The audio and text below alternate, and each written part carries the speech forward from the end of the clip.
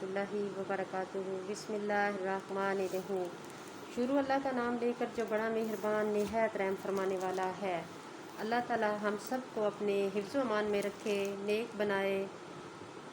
अल्लाह ताला हमारी इस आवाम को जो पागल हो गई है उनको भी नेक करे और उनका दिमाग वापस आए कि जिनको अक्ल ही नहीं रही तो उनके साथ अब हम क्या मुकाबला करें। क्योंकि जो इंसान अपने हुक्मरानों को गालियां दे सकता है, अपने मुल्क चलाने वाले को गालियां दे सकता है, तो उनके लिए हम तो कुछ भी नहीं है। ऐसे घटिया इंसान हो गए हैं। मुसलमान पे दब्बा है, मुसलमान नाम पे दब्बा है ये लोग। तो अल्लाह ताला ने जो कुरान पाक में लिखा है वो इनकी समझ में ही नहीं आता। ये बेवकूफ़ लोग हैं, अपने आप को मुसलमान तो समझते हैं मगर मुसलमान बन नहीं पाए। अल्लाह इनको नेक बनाए और इनको ईमान दे जो ईमान से निकल गए हैं। मेरी तो इनके लिए बस यही दुआ है। सूरत अराफ का 143 नंबर आयत है, वहाँ से आज तर्जुमा हम शुरू करेंगे। और सुनने वालों थोड़ा आप इस पे ज़रूर गौर किया करें, शायद आपकी ज़िंदगी संवर जाए। और जब मूसा हमारी मुकर्रर मुद्दत के लिए आया और इससे इसके रब ने कलाम किया तो मूसा ने कहा, ऐ मेरे रब, मुझे अपनी झलक दिखला कि मैं तुझे देख सकूं। अल्लाह ताला ने फरमाया, तुम मुझे हरगिज़ नहीं देख सकोगे, लेकिन तो इस पहाड़ की तरफ देख, फिर अगर वो अपनी जगह ठहरा रहा तो तुम मुझे भी ज़रूर देख सकोगे। फिर जब इसके रब ने पहाड़ पर अपना जलवा डाला तो उसे रेज़ा रेज़ा कर दिया और मूसा बेहोश होकर गिर पड़े। फिर जब वो होश में आए तो उन्होंने अर्ज़ की, ऐ अल्लाह, तू पाक है, मैं तेरे हजूर तौबा करता हूँ और मैं सबसे पहला मोमिन हूँ।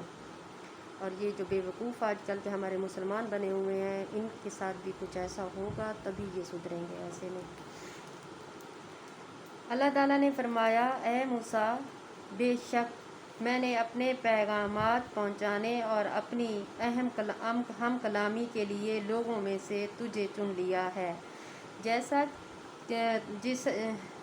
चनाचा तुझे तू ले ले जो मैंने तुझे दिया है और शुक्रगुजारी में शामिल हो जा। और हमने इस मूसा के लिए तौरात की तख्तियों में ज़िंदगी के हर मामले के बारे में नसीहत और हर पहलू के मुतालिक तफसील लिख कर दे दी है। चनाचा तो इस हिदायत को मजबूती से पकड़ ले और अपनी कौम को हुक्म दे कि इसकी अच्छी अच्छी बातों पर कारबन रहें। जल्द ही मैं तुम्हें नाफरमानों का घर दिखाऊंगा और जल्द ही मैं अपनी निशानियों से इन लोगों की निगाहों को फेर दूंगा जो ज़मीन में नाहक तकब्बर करते हैं, और अगर वो तमाम निशानियां देख लें तो भी इन पर ईमान नहीं लाएंगे। और अगर वो हिदायत की राह देख लें तो उसे इख्तियार नहीं करेंगे, और अगर वो गुमराही का रास्ता देख लें तो उसे इख्तियार कर लेंगे। ये इसलिए कि उन्होंने हमारी निशानियों को झुठलाया और वो इनसे गाफिल रहे। और वो लोग जिन्होंने हमारी निशानियों और आखिरत की मुलाकात को झुठलाया, इनके अमाल बर्बाद हो गए। उन्हें वही बदला दिया जाएगा जो कुछ वो दुनिया में करते थे। सुधर जाओ, दुनिया में अच्छे काम करो, आखिरत में एक एक चीज़ आपके सामने आएगी इंशाल्लाह। और जब उन्हें शर्मिंदगी हुई और उन्होंने देखा कि वो गुमराह हो गए हैं तो कहने लगे, अगर हमारे रब ने हम पर रहम ना किया और हमें ना बख्शा तो हम ज़रूर खसारा पाने वालों में शामिल हो जाएंगे। और जब मूसा गुस्से और रंज में भरे हुए अपनी कौम के पास वापस आए तो उनसे कहा, मेरे जाने के बाद तुम बहुत बुरे जानशीन हुए हो। क्या तुमने अपने रब के हुक्म से मुंह मोड़ने में जल्दी की اور انہوں نے تورات کی تختیاں زمین پر ڈال دیں اور اپنے بھائی کا سر پکڑ لیا اور اسے اپنی طرف کھینچنے لگے۔ اس پر ہارون نے کہا، اے ماں جائے، اب بے شک ان لوگوں نے مجھے کمزور سمجھا اور وہ مجھے قتل کرنے پر اتر آئے تھے، چنانچہ تو دشمنوں کو مجھ پر ہنسنے کا موقع نہ دے اور مجھے ان لوگوں کے ساتھ شامل نہ کر جو ظالم ہیں۔ موسیٰ نے کہا، اے میرے رب، تو مجھے اور میرے بھائی کو بخش دے اور ہمیں اپنی رحمت میں داخل فرما، اور تو سب مہربانوں سے زیادہ رحم کرنے والا ہے۔ بے شک وہ لوگ جنہوں نے بچھڑے کو معبود بنایا، جلد ہی ان کے رب کا غضب ان پر آن پہنچے گا اور انہیں دنیا کی زمین میں ذلت نصیب ہوگی، اور ہم بہتان باندھنے والوں کو ایسی سزا دیا کرتے ہیں۔ اور وہ لوگ جنہوں نے برے عمل کیے پھر ان کے بعد توبہ کی اور ایمان لے آئے، بے شک آپ کا رب ان کے بعد ضرور انہیں بخش دے گا، کیونکہ وہ بہت بخشنے والا، نہایت رحم کرنے والا ہے۔ اور جب موسیٰ کا غصہ ٹھنڈا ہوا تو اس نے تورات کی تختیاں اٹھا لی، اور ان کے مضمون میں ان کے لیے ہدایت اور رحمت تھی جو اپنے رب سے ڈراتے تھے۔ اور موسیٰ نے اپنی قوم میں سے 70 آدمی ہمارے مقرر وقت پر کوہ طور پر توبہ استغفار کے لیے چنے۔ پھر جب ان کو زلزلے نے آ پکڑا تو موسیٰ نے کہا، اے میرے رب، اگر تو چاہتا تو اس سے پہلے ہی انہیں اور مجھے بھی ہلاک کر دیتا۔ کیا تو اس کی وجہ سے ہمیں ہلاک کرتا ہے جو ہم میں سے بے وقوفوں نے کیا؟ یہ تیری طرف سے آزمائش کے سوا کچھ نہیں۔ تو اس آزمائش سے جسے چاہتا ہے گمراہ کرتا ہے اور جسے چاہتا ہے ہدایت دیتا ہے۔ تو ہی ہمارا کارساز ہے، لہٰذا ہمیں بخش دے اور ہم پر رحم فرما، اور تو ہی بہترین بخشنے والا ہے۔ اور تو ہمارے لیے اس دنیا میں بھی اور آخرت میں بھی بھلائی لکھ دے، بے شک ہم نے تیری ہی طرف رجوع کیا ہے۔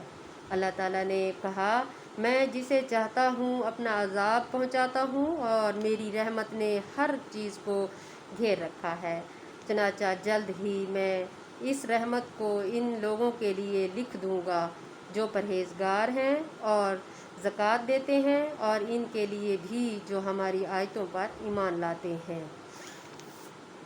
یعنی وہ لوگ جو اس رسول امی نبی صلی اللہ علیہ وآلہ وسلم کی پیروی کرتے ہیں، جس کا ذکر وہ اپنے ہاں تورات اور انجیل میں لکھ پاتے ہیں، اور وہ انہیں اچھے کاموں کا حکم دیتا ہے اور انہیں برے کاموں سے روکتا ہے، اور وہ ان کے لیے پاکیزہ چیزیں حلال کرتا ہے اور ان پر ناپاک چیزیں حرام ٹھہراتا ہے، اور ان پر سے ان کے بوجھ اور طوق اتارتا ہے جو اس پر تھے، چنانچہ جو لوگ اس پر ایمان لائے اور انہوں نے اس کی تعلیم کی اور اس کی مدت کی اور اس نور ہدایت کی پیروی کی جو اس پر نازل کیا گیا، وہی فلاح پانے والے ہیں۔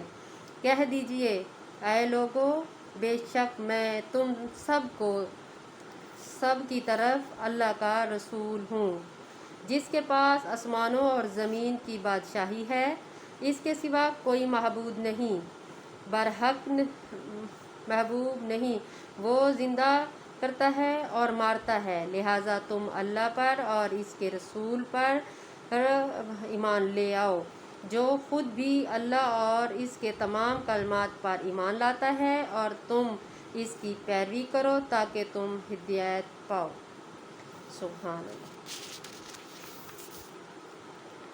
اور موسیٰ کی قوم میں سے ایک گروہ ایسا ہے جو حق کے ساتھ رہنمائی کرتے ہیں اور اسی حق کے ساتھ عدل کرتے ہیں، اور ہم نے ان نبی اسرائیل کو 12 قبیلوں کے لحاظ سے 12 گروہوں میں بانٹ دیا تھا، اور جب موسیٰ کی قوم نے اس سے پانی منگوایا تو ہم نے اس کی طرف وحی کی کہ تو اپنا عصا اس پتھر پر مار۔ اس نے مارا تو اس پتھر سے 12 چشمے پھوٹ نکلے۔